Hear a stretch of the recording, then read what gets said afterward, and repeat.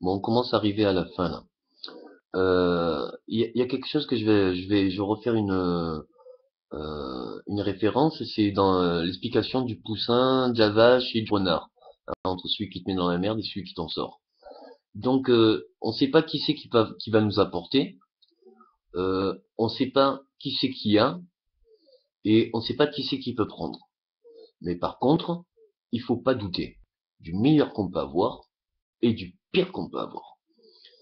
Je ne doute pas du pire que j'ai à avoir, et en plus d'avoir été hypnotisé, d'avoir été drogué, d'avoir été tout ce que vous voulez pendant 10-20 ans, en plus, quand la base internationale, hein, donc ce qui s'est passé, c'est que voilà, le laser, au lieu d'être sur la Terre pour en faire un crop circle, on l'a dirigé vers l'extérieur, au plus loin. Bien, dites-vous que plus loin, il y avait quelqu'un qui avait pas envie d'être dérangé. Donc instantanément, quand moi j'étais hors de la station, tout le laser est revenu, mais en plus bien agrandi, hein, de façon à pouvoir en un instant tout exploser. J'ai juste eu le temps, hein, parce que pour développer, par exemple, le plus grand des efforts, vous pouvez y mettre toute votre force et, et toute votre expérience. Mais si vous savez faire et que vous êtes doué, ben c'est juste à le désirer. Donc j'ai juste eu le temps de, de désirer prononcer Paulae.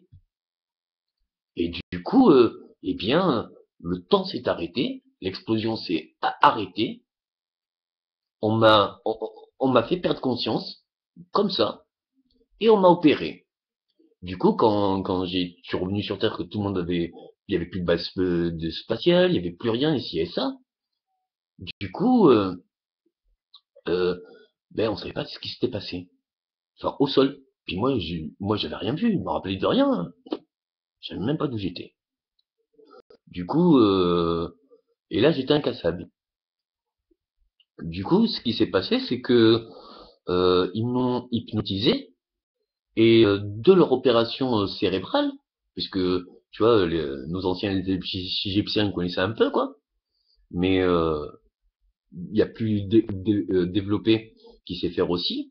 Eh bien, eux, ils m'avaient voilà enlevé la mémoire, certaines parties d'ici et ça, qui fait que ils me l'avaient enlevé, mais ils m'avaient donné le le médicament quoi, hein, une micropuce, enfin je sais pas, un objet, hein, une nouvelle technologie que j'avais dans les mains. Et de leur conscience, force de la pensée, télékinésie, ils m'ont fait faire fermer que quand je suis arrivé inconscient et toujours vivant dans la navette, bien, je savais parler, mais je savais plus rien du tout. Ni comment je m'appelais, ni quoi, que ce soit. Mais comme je savais parler, bien du coup, on m'a pas demandé au départ les souvenirs, quoi. On s'est pas trop inquiété que je savais pas. J'ai dit, bon, ben, ouais, ça peut arriver, quoi. Enfin, on savait pas pourquoi, mais enfin, on savait pas tout. Toujours est-il, on n'a pas eu le temps de l'étudier, que quand on m'a dit, ben, t'avais ça entre les mains, ben, je l'ai pris, je me suis dit, peut-être que ça peut servir. Ça aurait pu servir à toute notre technologie, hein, ça aurait pu être un exemple de peut-être toute la réalisation. Mais c'était ça aussi comment ça s'appelle, la solution. Si tu fais un docteur, hein, que ça soit une nano ou micro, mini objet buccal, hein, qui parcourt le corps en nettoyant comme un androïde humanoïde médical, eh bien, il pourra toujours te retaper ton corps.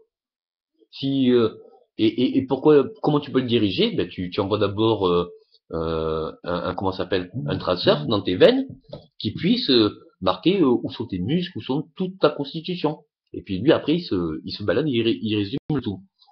Donc du coup ça peut être sympa. Et après on peut se rendre compte que si on comprend qu'est-ce qui nous fait vieillir, eh bien on peut, hein, si on va chez les voisins, on peut retourner chez soi en faisant l'opposé. Donc, qu'est-ce qui fait vieillir? Ben, notre cœur, il bat un certain rythme.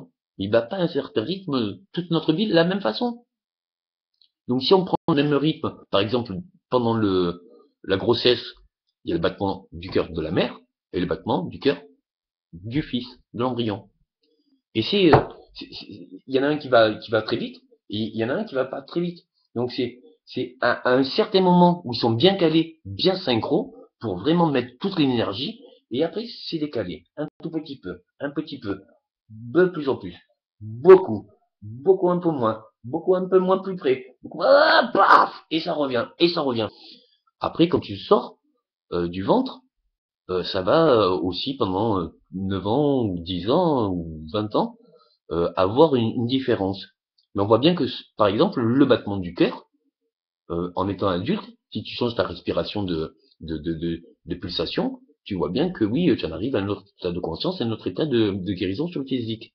Donc tu te rends bien compte que si tu accélères le cœur, à une certaine vitesse où tu le ralentis, tu te rends bien compte que oui, tu auras un autre résultat qui peut être bénéfique, s'il est bien mesuré et en doucement. Alors il y a beaucoup de comment ça s'appelle de choses à se méfier. On dit beaucoup, par exemple, des cruautés de la guerre, mais toutes les guerres ont fait des expériences sur la résistance physique. En fait, voilà. Euh, Après la guerre, tous les travaux ont continué, mais plus ou moins cachés, ou alors par des volontaires comme moi. Je pense que on peut tout dire, parce que si vous voyez même quand on a inventé l'informatique, et que c'était des initiés, enfin des mecs les plus soutenus de tout leur continent, eh bien dans un autre continent sous-développé, le mec était plus en relation avec le spirituel, avec l'astral, et puis il voyait bien les mêmes solutions qui se rapprochaient dans ses rêves, et il les transcréait le lendemain, que ça soit en Inde, que ça soit dans n'importe quoi. Il n'y avait pas l'environnement pour comprendre cela. Mais tout n'est que nombre. Donc, on a besoin des mathématiciens, on a besoin des chimistes, parce que on a des éléments. Chaque élément, selon une méthode de transformation, peut arriver à un nouveau matériau. Et plus on créera de nouveaux matériaux, plus on aura de nouvelles propriétés. Et plus on aura de nouvelles propriétés, plus on pourra construire de nouveaux outils. Et plus on aura de nouveaux outils, et plus on pourra faire de nouvelles actions. Et plus on perfectionne ce qu'on connaît, plus on pourra aller plus loin. Maintenant, pour développer, si je développe de ma production et que je la gère, ben je peux, si je gère, c'est-à-dire si je ne prends pas ce que je n'ai pas à prendre, il y aura toujours à prendre. Si l'arbre je le laisse pousser et que je récolte que les fruits, ça va.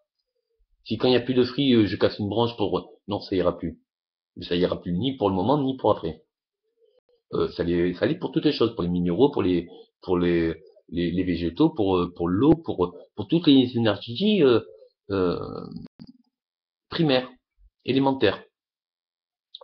Maintenant, comment voir, puisque là on parle de choses qui peuvent être communes pour long, comment voir, la meilleure question, c'est comment pourrions-nous toujours, mais être dit, je l'avais pas vu ça, et si tu fais toi, qu'est-ce que je vais pouvoir faire?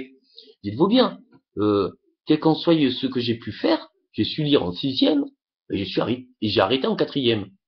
Alors, j'ai su lire en sixième, les lettres, j'en étais, mais alors, le français, les règles orthographe, grammaire, tout ce qu'on voulait, mais ça passait pas. Donc, avant la sixième, impossible de suivre les cours. Comment tu veux que je suive les cours? Je savais pas lire. Après, sixième à quatrième, bah ouais, je savais lire. Enfin, moi, sans même lire, je suis pas con. Hein, je suis logique de réflexion, je suis plutôt mathématicien et scientifique. Donc du coup, de sixième à quatrième, j'ai jamais travaillé. Pourquoi j'ai travaillé? J'avais déjà tout compris bien avant. Et même si j'avais de meilleures applications, de meilleures attitudes pour comprendre plus, l'école, ça m'avait carrément gavé. Si tu dis à un gamin non, tu peux pas faire, ou un enfant non, ne fais pas parce que t'es trop petit, non, non, non. Si l'enfant il veut faire, bien sûr qu'il va se tromper. Mais c'est en se trompant qu'il apprend. S'il veut débarrasser la table, même qu'il est petit, s'il voit un truc dangereux, confronte-le à ce danger. Ne lui épargne pas sa perfection. Et surtout, qu'il se développe à son niveau. Si tu vois les prises de conscience ou comment je parle à mon enfant, je lui parle comme un gamin, mais comme tous mes enfants. Donc du coup, on pourrait croire que je le pousse à être plus. Ben, je sais pas, on a fait la même chose pour moi, et puis, enfin, je trouve pas que c'est un mal. C'est parce qu'on me l'a fait que je trouve que c'est un bien que je lui fais. Et surtout parce que je me rends compte que Alors, pendant un moment donné, dans mon enfance, je me disais, ben, finalement, très tôt, même avant l'adolescence, j'étais quand même déjà adulte et pas eu trop d'enfance. Et ce qui fait que même maintenant, 36 ans, j'ai beaucoup de mal à me prêter au jeu. À vouloir toujours être sérieux, à vouloir toujours chercher, à vouloir surtout toujours trouver. Tu comprends bien que le lâcher prise, je sais pas trop. Hein, ça fait 20 ans que soi-disant je suis payé avec une couverture euh, d'handicapé et que je dois rien faire, c'est-à-dire j'ai pas de travail à faire ici et ça, légalement. Enfin, pas légalement, mais comment on peut le dire. Enfin, je n'en fais qu'à ma tête, je le fais comme je veux. Enfin, y a pas un jour où ça n'a pas été obsessionnel. Ça a été, c'est en rapport avec ma nature. Donc maintenant, quelles